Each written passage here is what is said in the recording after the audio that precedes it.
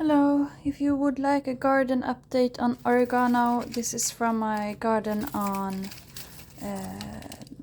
my mother and father's land with their house.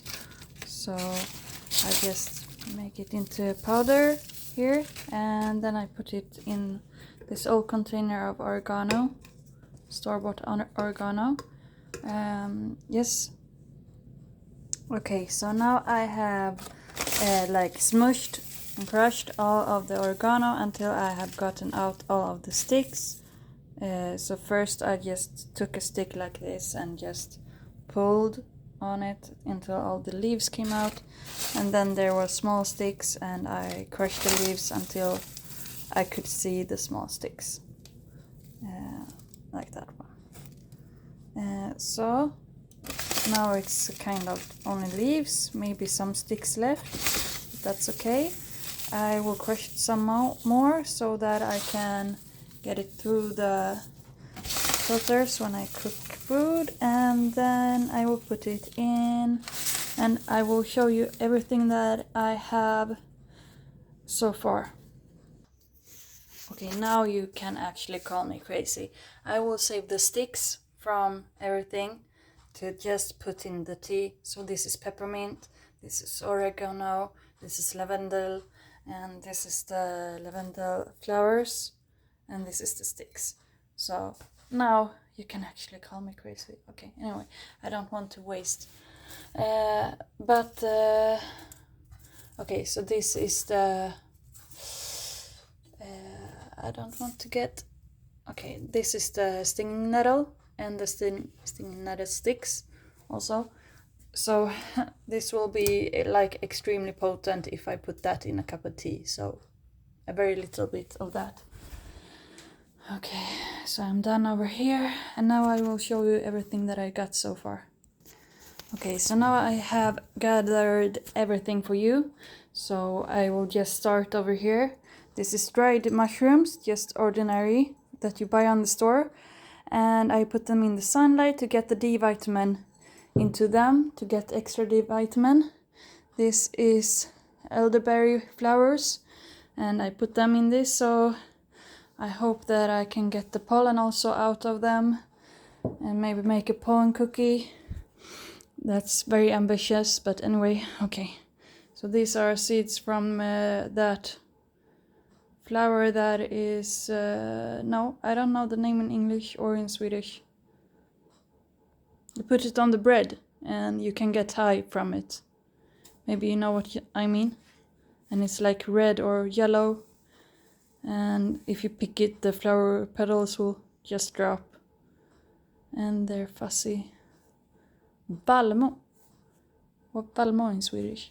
Yes, this is seeds from basil that I had bought from the store. This is minta. I don't know the type, but it doesn't taste very much. This is also minta, but this is, I think you call it lemon balm. So it's like lemon mint. Okay, and here I have some dried blueberries to put in the tea. Here is the seeds of rhubarb to plant. And this is kirskål, and it's like kale, and I can make something from that. This is bunny ears, and it's the wrong plant, so I will kick this one out because I don't want it to compete with sage, because I don't put any names on this stuff, so I could get it wrong. So I will kick this one out, even though it is edible, but I don't know how much edible it is, so I will kick that one out. This is the plant that tastes like pepper, and it's a flower that everyone has in their garden, and you can eat the flowers and it tastes like pepper, like black pepper, and you use it for when you have cold and it's bacteria cold, and this will kill bacteria like antibiotica.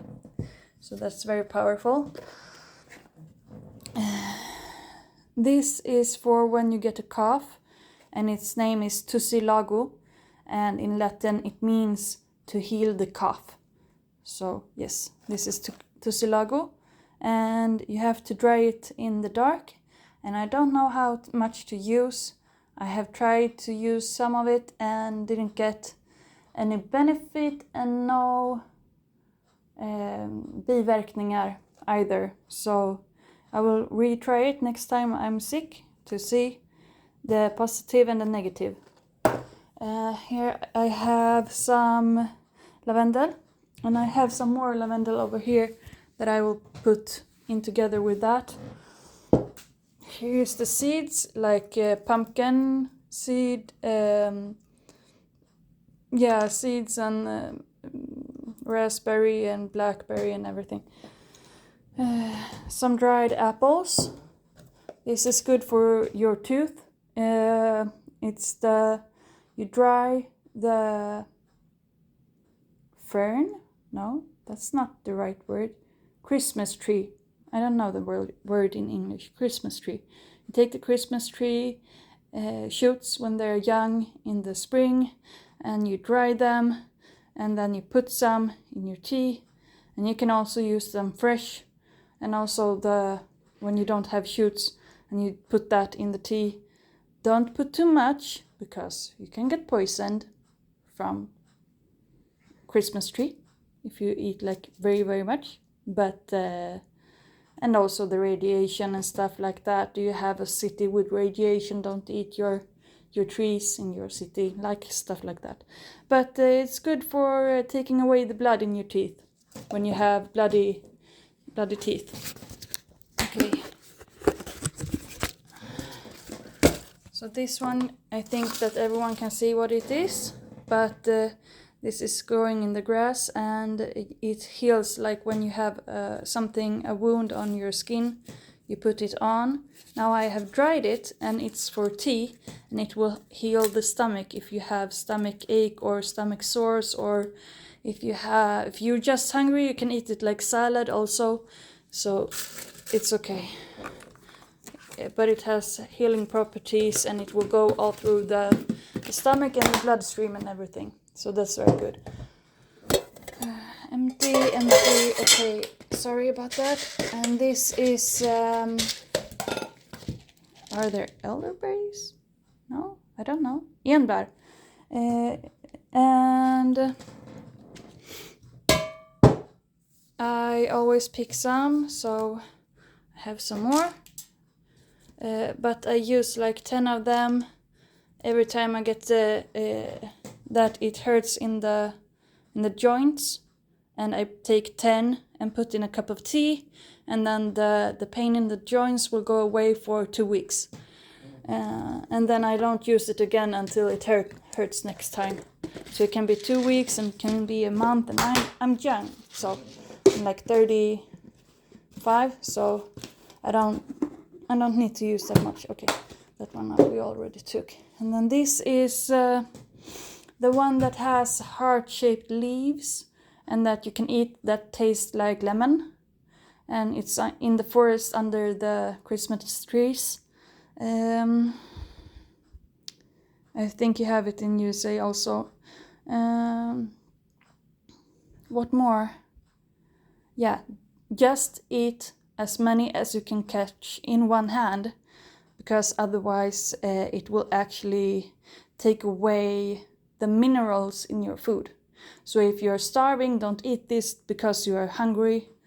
It will not be a survival food. Eat like as many as you can capture in one hand, or else it will stop the minerals. But if you are in the forest and you need to eat this to survive, then this will take away the bad stuff from this. So those two together can be a good combo. If you eat too many of these, it will stop the bad effect of the gran, the Christmas tree.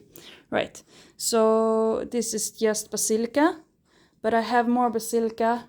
I did make a pesto, so that was like this much of basilica that I harvested like this year. Okay, and this is white clover, and you can get stomach ache. It's the bad effect. The good effect is the female hormones. So I would recommend red clover is easier because you take like 5 leaves, like 5 small leaves, like not a whole flower, like it's 5 small leaves, and you will get female hormones effects that will last half the month. And this is stronger, and I haven't tried them yet. So white clover is stronger than red clover in the effect, at least in the bad effect. So I don't know. Here is oregano. So this up to my thumb is the bought one, and from my thumb up to here is what I harvested this year, and this is also what I harvested from this year. And also we have used this one and up to here this year. So we are using more than we are getting in, but we are getting in some oregano also, and they did die. So, but we have more at the country side, so it's okay. This is rose petals. I don't know what they are good for, but they smell good, and you can put it in the tea, and it's sweet and stuff. And you can also have it as an aromatic for the room, but I don't recommend it. It doesn't work that well. Anything else? No? Nothing else? Okay, that was everything. This is not sage either, because the end of the leaves are like a sword, and that's not good, because that's not the right plant again. So this is still not sage. So I don't know. We will see if I can plant some sage, and then I will be sure that it actually is sage. Anyway, so I will go to my garden now. I showed you just the garden. So this is what I have. Some of these I have harvested 5 years ago, like this one. I've harvested like 5 years ago. I don't use it very often. I don't get trouble with my teeth. Yeah. Okay. So many of these things. Why do I do this? Because someday maybe you don't have money, and medicine can cost money. And these are all medicines that you can help yourself when you're at home, if you know how to use them. But remember to always, if you find a medicine herb to use, you need to find the poisonous one, because otherwise if you pick it and eat it, you can die. So always find the poisonous one and figure out the differences before you start using them. So every single plant and every single mushroom has something that looks like it that is poisonous. So yes, always figure that stuff out before you play with things. Okay, here is the citrus tree. This is an experiment with potato peels. This is the tomatoes. I think that one died also. Okay, anyway, this is the tomatoes that was harvested this year and that didn't get eaten, so I put them back and some seed grew up. Yeah, but they didn't survive. Anyway, we are at December, so yeah, now it's just survive the winter. It's the goal. Just paprika, survive the winter. Tomatoes, survive the winter. Everything, just survive the winter. We don't have any sun until a bit later.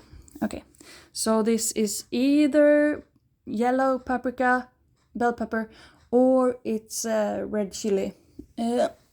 Not too strong, just Swedish strong.